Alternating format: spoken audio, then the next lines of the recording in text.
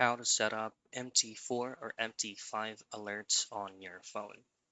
Now in this quick video, I'm going to show you how you can set up or enable notifications or alerts for your application MetaTrader 4 and MetaTrader 5.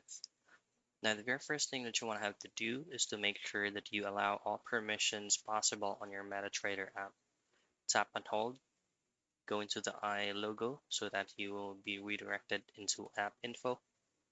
And then from here, go into permissions. And then you're just going to make sure that all permissions is going to be allowed here so that it will be visible under your alerts and as well as on your notification settings.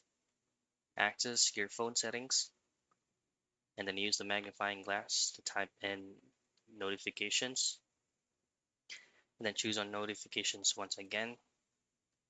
And then from here, go to app notifications. Use the magnifying glass once again to search for MetaTrader 5 or 4. And right here, you're just going to make sure that MetaTrader 4 or MetaTrader 5 is enabled so that you will be notified or alerts on any type of updates or current ongoings on the application.